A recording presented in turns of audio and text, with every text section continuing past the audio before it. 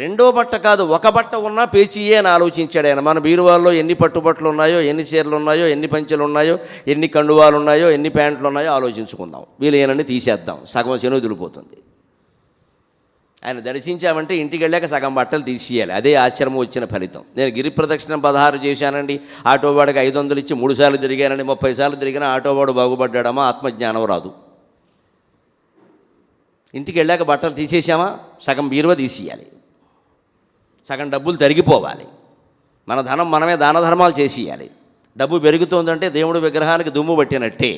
దేవుడి విగ్రహానికి దుమ్ము పడితే వెంటనే దులుపుతామా లేదా, డబ్బు ఎక్కువైనా అలా దులిపారేయాలి.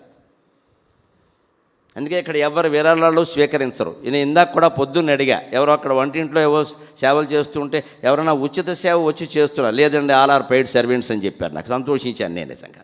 All our employees.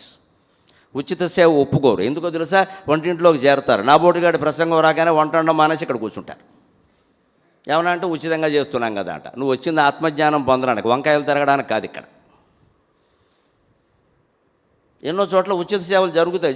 జరిగే నెపం మీద పెత్తనం చేస్తారు. వాళ్ళు ఎవడో కనపడగానే బయటికి వెళ్ళిపోతారు. యజమానికి అడగడానికి ఉండదు. అదే 10 రూపాయలు బారేసామనుకోండి, ఎందుకు పని చేయలేదని అడగచ్చు. డబ్బిచ్చి చేయించుకోవడమే మంచిది. మనం కూడా జీవితంలో ఎవరో ఉచిత సేవలు సంసారాల్లో అంగీకరించకూడదు. అన్నిటికీ ఇచ్చేయడమే, పేమెంట్ తీసేసుకు వెళ్ళిపో, మళ్ళీ కనపడక.